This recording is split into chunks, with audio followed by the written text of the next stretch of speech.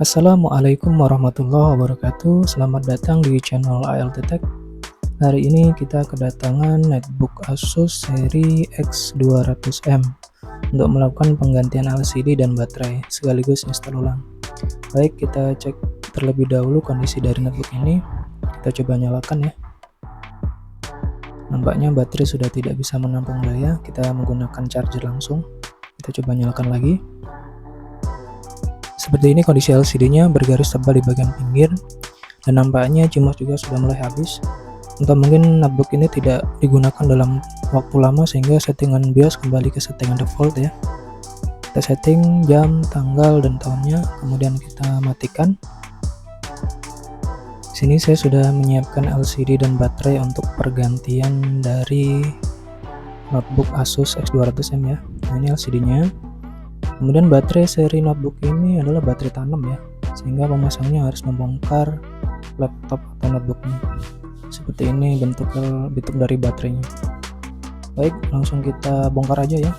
Untuk notebook seri X200MA ini membongkarnya dari bagian belakang atau dari bagian bawah netbook ini.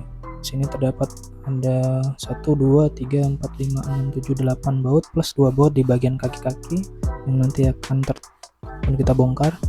Kita buka satu-satu videonya cepat-cepat aja biar tidak memakan durasi yang lebih lama. Kemudian di bagian kaki ada 2 baut yang tertutup oleh karet. Karetnya kita buka dulu karena kalau kita tidak buka bautnya tidak kelihatan. Setelah terbuka kita buka bautnya. Setelah baut-baut selesai kita buka, kita membukanya dalam kondisi menghadap depan. Nah, karena kita akan membongkar frame dari bagian keyboardnya. Nanti yang kita angkat frame bagian keyboardnya, termasuk keyboardnya. Kita menggunakan tools ini, atau biasanya teknisi menggunakan kuku saja bisa ya, cuman saya menggunakan tools ini karena kalau menggunakan kuku terlalu sering juga sakit. Pelan-pelan aja. Di sini ada port-port dari USB dan port lainnya. Jangan sampai tercongkel ya. Nah, seperti ini, pelan-pelan aja, ikuti step by stepnya. Kalau terbuka dari samping kanan dan depan, kita buka pelan-pelan, jangan langsung ditarik. Di sini ada kabel keyboard dan fleksibel touchpadnya. Kita buka dulu. Setelah terbuka, baru kemudian kita buka baterainya. Baterainya di sini ada baut ya, di tengah satu. Kemudian kita buka. Setelah bautnya dibuka, baru kita bisa membuka baterainya. Kita congkel menggunakan tools atau pakai tools yang bisa digunakan.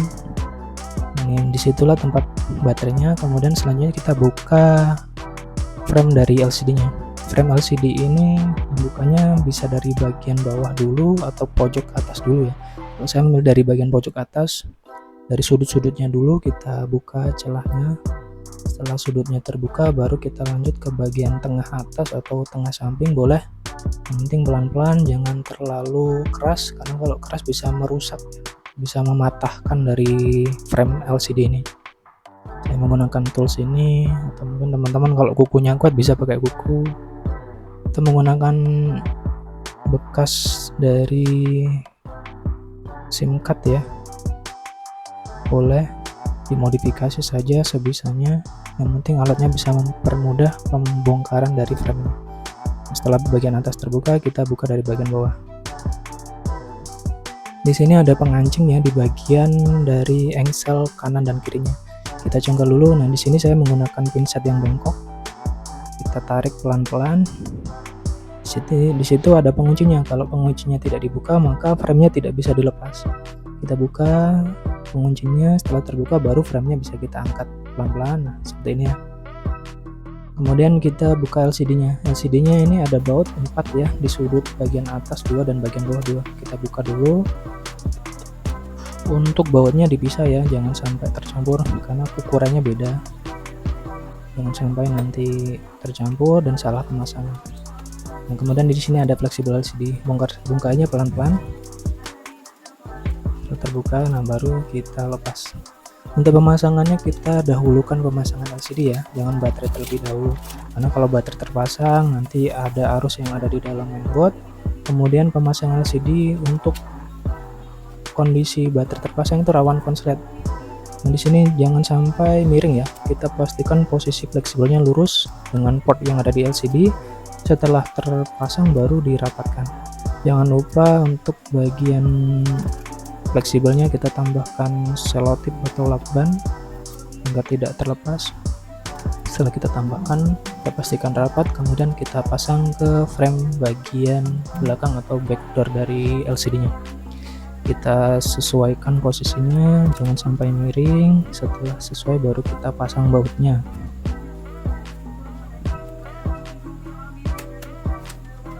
Teman-teman ikuti pelan-pelan saja step by stepnya, boleh di pause dulu agar tidak terlewat langkah demi langkahnya.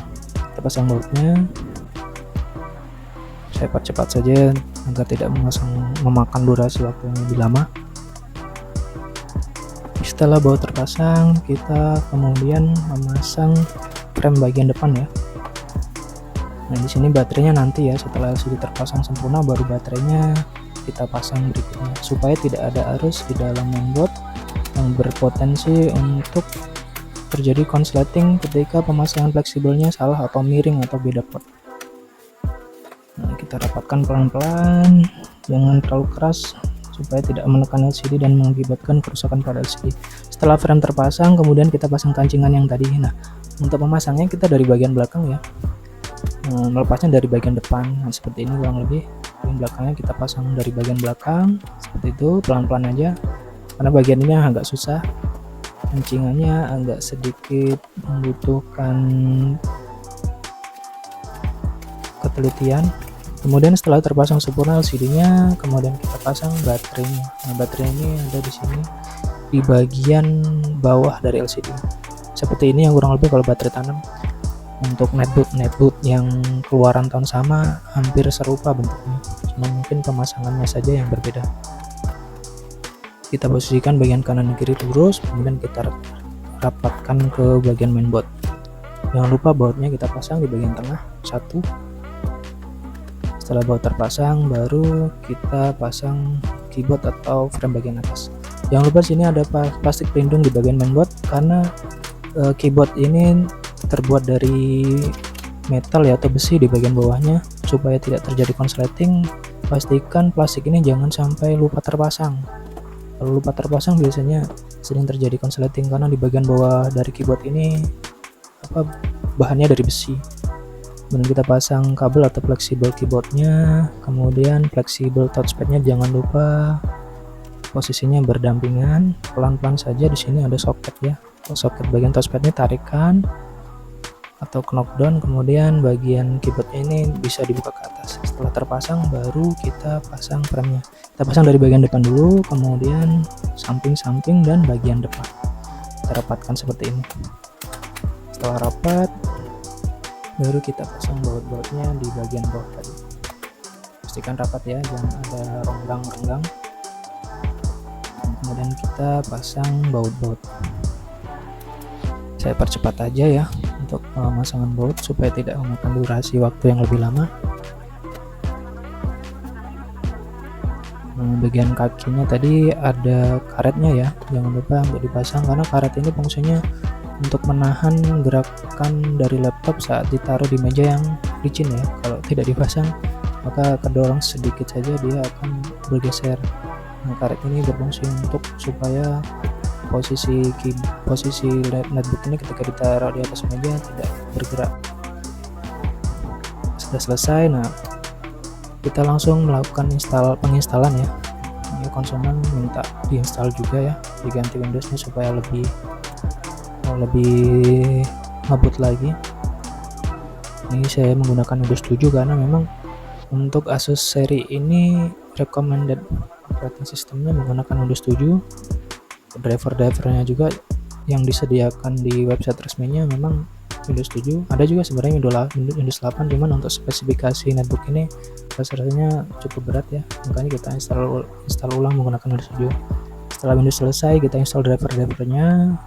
Setelah driver selesai, kita install aplikasinya nanti.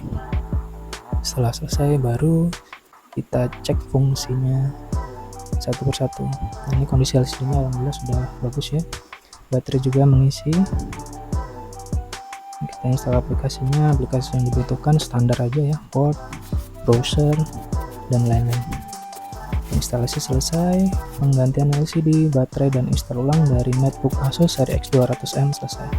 Jadi kita bersihkan bekas-bekasnya, kemudian kita lap. Terima kasih, sampai jumpa di video-video tutorial berikutnya. Assalamualaikum warahmatullahi wabarakatuh.